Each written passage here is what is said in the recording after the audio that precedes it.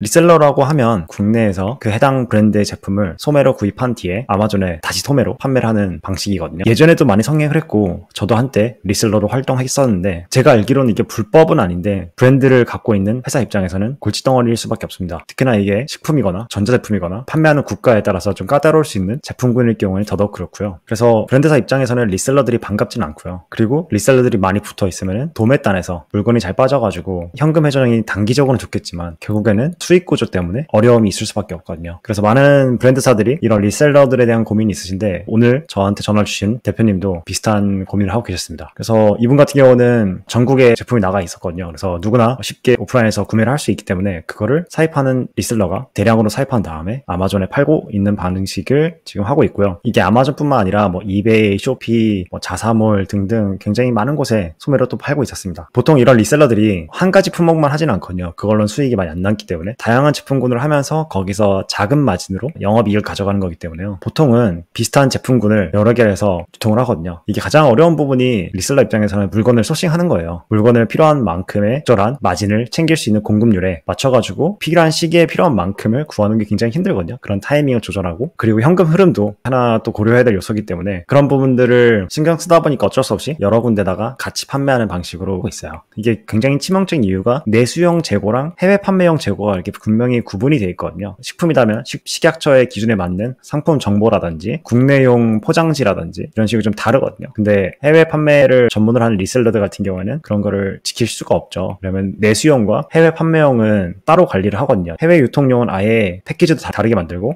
유통 채널도 철저하게 관리하는 경우가 많기 때문에 이제 신생 브랜드들 위주로 공략하는 방식이 리셀러들 입장에서는 가장 전략적이거든요. 왜냐면 신생 브랜드들은 해외에서 유명세는 탔지만 그리고 해외에서가 아니더라도 한인들 사이에서 유명세를 탔지만 그거를 바로바로 내수용과 해외 수출용을 구분하지 않는 경우가 많거든요. 그래서 이런 부분들을 치고 들어오게 되면 브랜드사 입장에서는 해외에 있는 가격이 무너질 수도 있고요. 그래서 소비자가 인식하는 판매가가 낮아질 수밖에 없는 거니까 수익 구조가 안 좋아지겠죠. 그리고 브랜드에도 안 좋은 영향을 미치겠죠. 그래서 브랜드사 입장에서는 이런 걸 어떻게 대체할 수 있는지 우리의 가격 방어나 재고 관리 그 다음에 소비자에 대한 불만 이런 것들을 예방하기 위해서 어떤 대처를 할 수 있는지를 말씀을 드리겠습니다.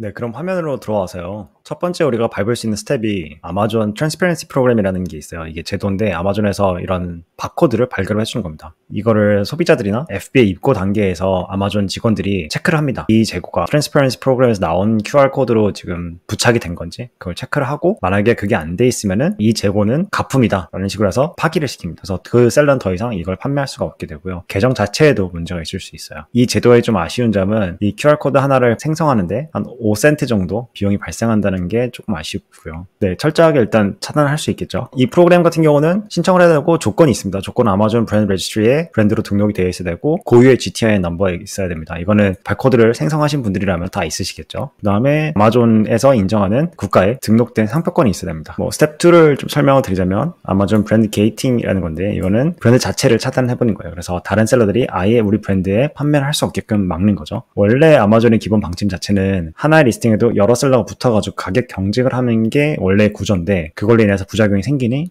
이런 제도를 만들어가지고 차단할 필요가 있을 때는 차단하라고 하는 그런 방침인 것 같아요. 그래서 위의 단계가 먼저 선행이 돼야지 이 두 번째 단계를 할 수 있는 거고요. 조건은 동일합니다. 4, 5주 정도 걸리고 어떤 에이신을 게이팅할 건지를 정리를 해야 되고요. 그리고 상품의 로고 당연히 박혀 있어야 되고 브랜드에 어떤 침해를 했는지 그런 케이스를 좀 정리를 해야 돼요. 제 샘플을 제가 영상 밑에다 남겨드릴 테니 그거 확인해서 이런 식으로 케이스를 열어주시면 되는데요. 네, 그래서 브랜드 밑에 브랜드 대시보드 그리고 여기서 View in Brand Registry를 들어가시고 여기서 서포트, 그다음에 컨택트, 브랜드 서포트로 들어가시면 될 것 같습니다. 이거 자체에 대한 링크도 따로 있으니까요. 그것도 영상 하단에다가 삽입해 드리겠습니다. 만약 해결 안 되시는 분이 있다면 댓글로 남겨주시거나 연락 주시면 저희가 좀 도와드리겠습니다. 네, 오늘 영상도 시청해주셔서 감사합니다. 오버로드의 정현군이었습니다.